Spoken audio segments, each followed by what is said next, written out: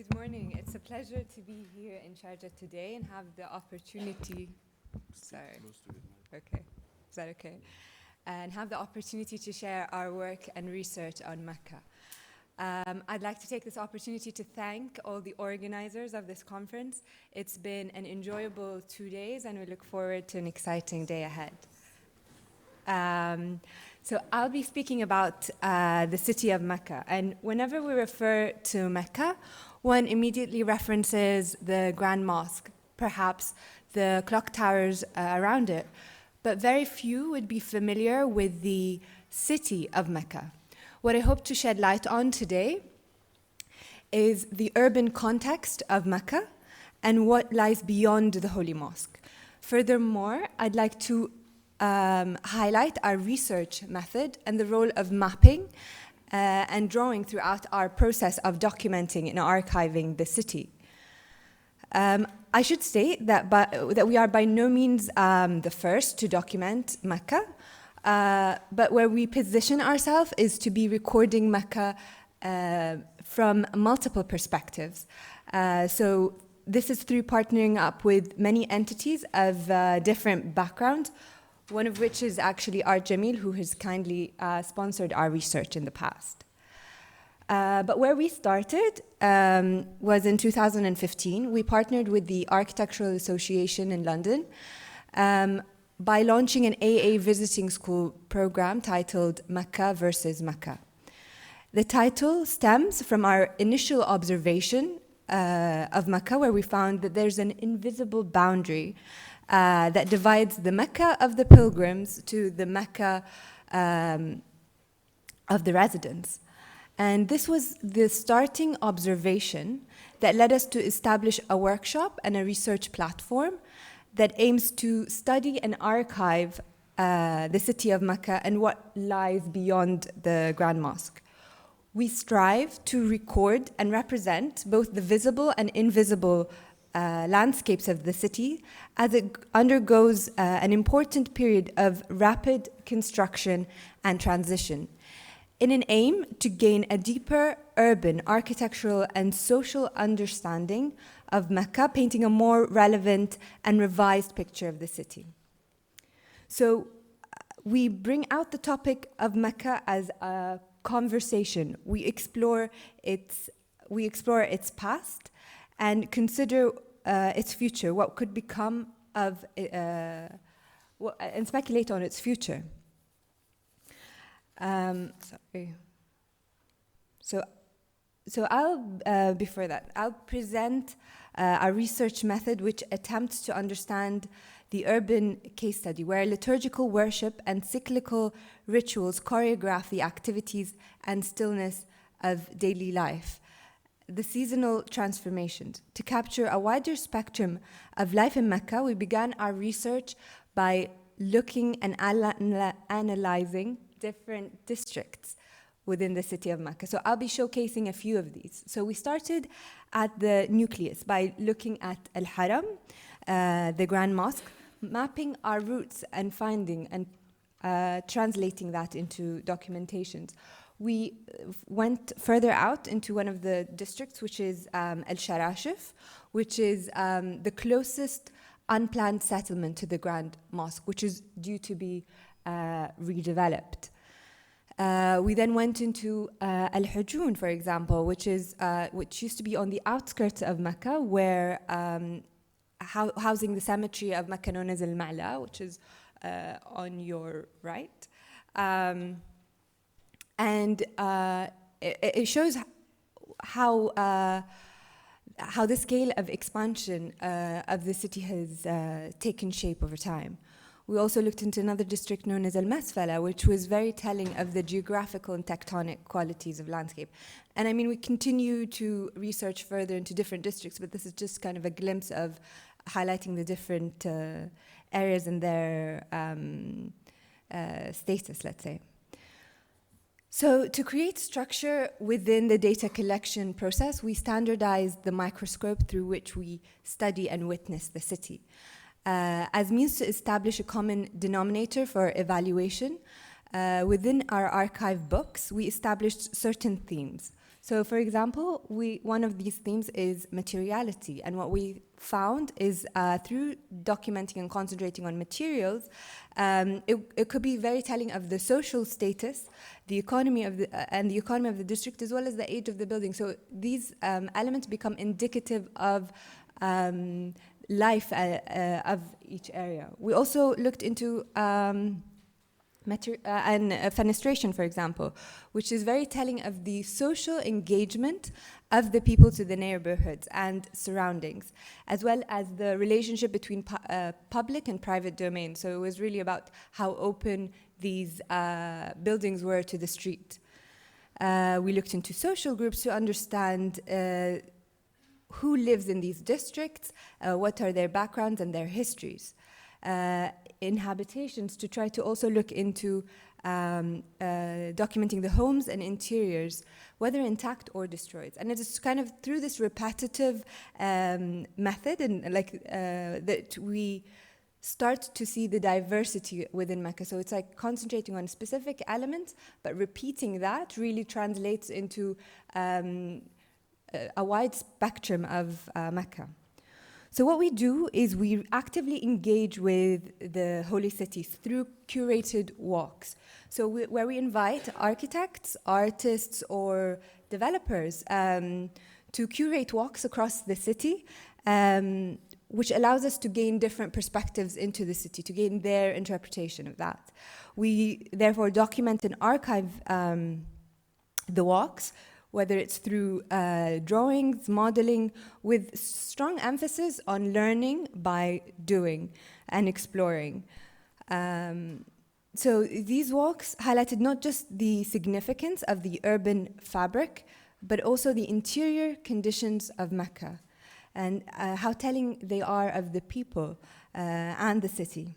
So starting from the hotel room, which has now become the quintessential experience of Mecca. Here I show a photograph by Saudi artist Ahmed Matir, who documented these rooms and their relationship to the Kaaba, or the Holy Mosque. We also did our own observations, so we went into these different hotel rooms and started documenting and analyzing these interiors. So this is Dar al-Tawheed, for example. We also looked into governmental buildings. This is Qasr al-Saqaf, which is where it has a long history, but at a certain point, it was where the king resided and hosted his guests. We traced the history of its function, and here we show the impact of the fire that happened in 2002, which kind of is super unfortunate because it's really a gem in Mecca. We also look, so here we start to also document the building as it is today. We try to really look into not just the architecture, but also putting the real textures of these buildings.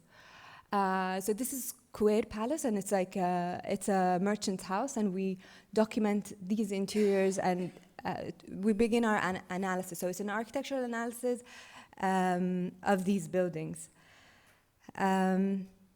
So these are a few typologies. We also looked into many others. So I'm just kind of showing a quick glimpse of that.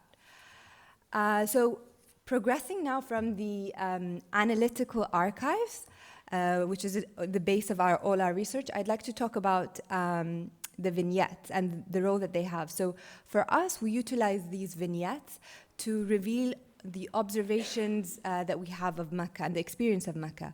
They aim to bring out the story of Mecca to life. They link the city to its imagined prospects. They are drawings that go beyond the typical architectural drawings and consider the way of life, the essence of the city and its inhabitant, which isn't solely defined by its built form. I'll begin by presenting the first vignette, which highlights the sensory qualities. So we began by studying the distribution of artificial lights across the city. Here, light provides an alternative dimensional study of the city. And what light distribution doesn't necessarily reflect is the density of the population or its inhabitants within the area, but suggests an alternative reading. Darkness across the urban landscape does not indicate that it's less populated. So all these dark zones doesn't reveal that it's empty, but actually it talks about the social distinction that can almost be seen as a wealth distribution within the urban fabric. So here I mean, this is an interesting contrast. So you see all the darkness of what appears to be dark is actually only lit on the ground level in these unplanned settlements within Mecca. And here we see a drawing that maps the route. So the red line across maps the route from Al-Haram to Sharashif, which is the unplanned settlement. This slide represents the light distribution within the unplanned settlement, which relies on the storefronts, lights, the car lights, which become an important element in creating the public sphere in these unplanned settlements, as opposed to the uniformity of light in the nearby Jabal Umar development, which is only a few minutes away. So the students here wanted to document that within almost a 5-minute walk, there was a complete contrast, a very severe contrast, and they wanted to kind of elaborate on the relationship of light in creating this distinction. So here we're talking about the invisible landscape that I mentioned in the beginning. It's not to say that light is invisible, but it's the impact and the distinction across the city. So it's all these subtle nuances that we try to pick up through our field study. Here, architecture becomes a vehicle for observation and reflection, encompassing everyday reality and providing a format for specific social life. So one's perception of memory and location is deeply rooted in the sensory experience of that place. Light, as well as sound, play an instrumental role in formation of everyday events and the seasonal transformation of Mecca. They are an integral parameter to understand how the mosque and the city functions.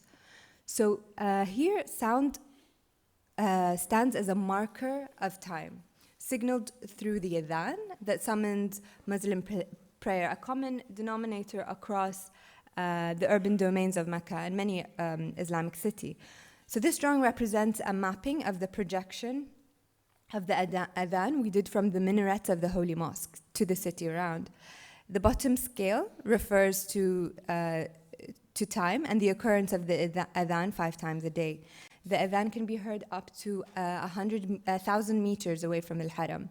So it's the consistency of the sound projection of the adhan that's in contrast to the narratives relayed by the night skies and the artificial lights. The final vignette that I'd like to show is city as a mosque. So here the vignette acts as a construction and a deconstruction of the city. Here we're challenging the notion of what constitutes a sacred boundary, far beyond the immediate boundaries of the Grand Mosque. So we start off by referring to the John Battista Noli maps of Rome, which depict the public spaces. So this is a zoomed in image of that maps. It depicts the public spaces of Rome, showing the ground floor plans of all the public buildings and churches. However, all the private or residential buildings are rendered as solid blocks. So with a similar technique, we adapted that to Mecca, but we focused on mapping all the mosques of Mecca. The maps invite for an analytical insight to reveal the extent of continuity of space between sacred and open spaces. So all these kind of mosques are scattered across the urban fabric of Mecca, and this is a continuous effort that's still ongoing. The graphical simplicity of the plan depicts the mosques as an extension of the city fabric, giving a sense of how the public understand and use prayer spaces of the city. We then proceeded by cataloging the mosques of Mecca, creating a taxonomy of mosques, both in two-dimensional and three-dimensional forms. So it is really through the unearthing of objects and knowledge that are embedded within the city, relations among different elements can give rise to new meanings. By looking at the city through both its found and imagined, we hope to develop a platform and a guide that's not restrictive, but rather a trigger for design. In this rapid stage of the city's transition, the elements that are the elements often most vulnerable to the forces of urban erasure are the ones seen as archaic, but can often be the most valuable point to trigger progression. Thank you so much.